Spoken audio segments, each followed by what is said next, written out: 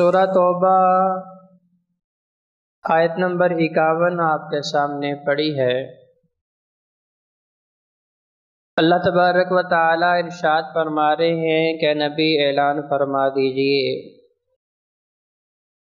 قُلْ لَن يُصِيبَنَا إِلَّا مَا كَتَبَ اللَّهُ لَنَا، کہ جتنی بھی آزمائشیں، جتنے بھی امتحان اور جتنی بھی تکالیف ہیں، وہ ساری کی ساری اللہ کی طرف سے ہیں اور پہلے سے لکھ دی گئی ہیں۔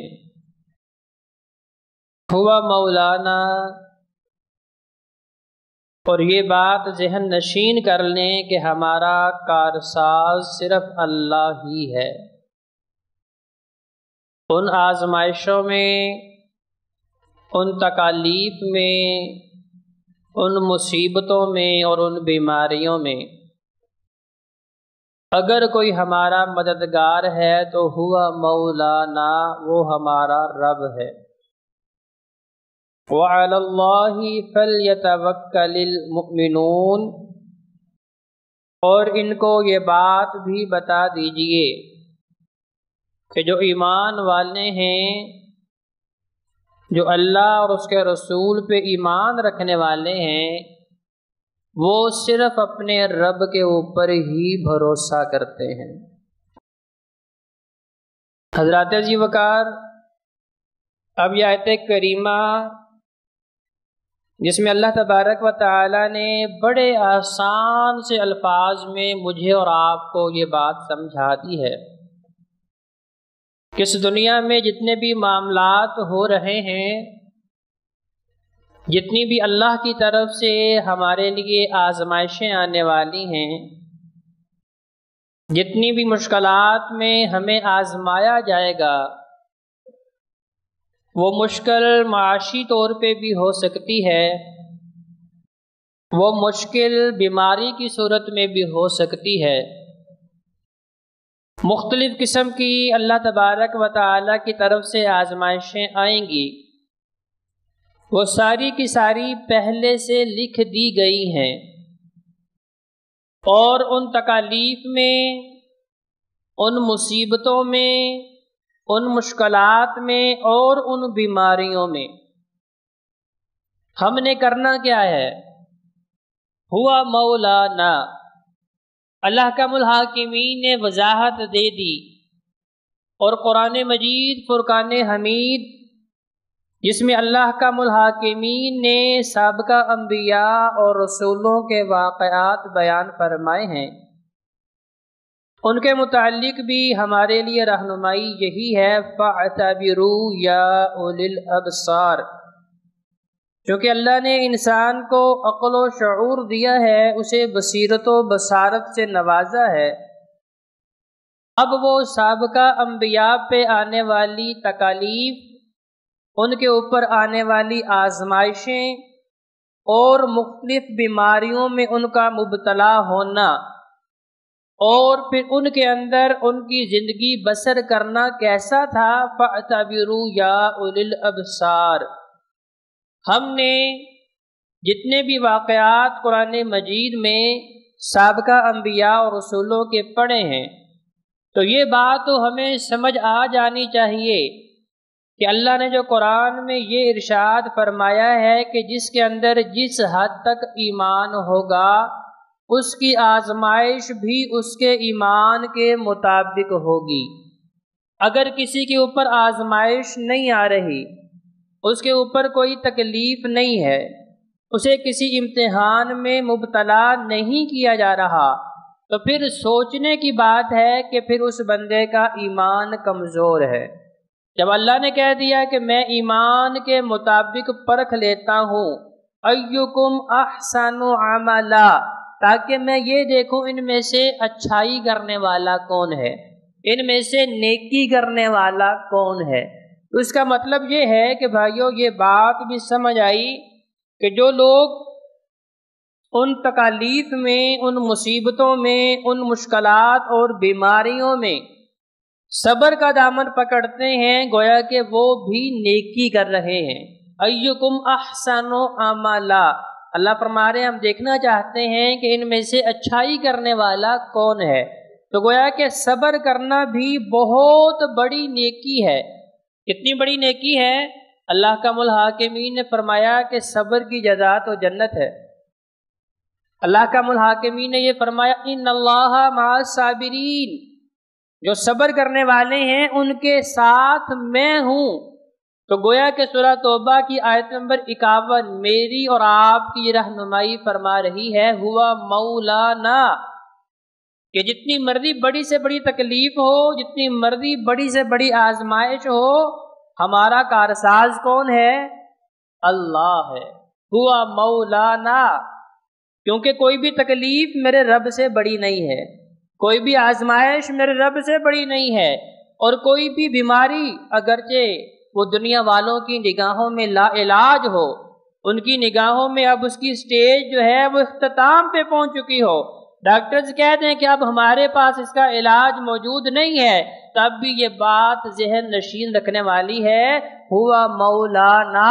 ہمارا کارساز اللہ ہے۔ اور دنیا والوں نے یہ تجربات بھی کیے ہیں، دیکھے ہیں۔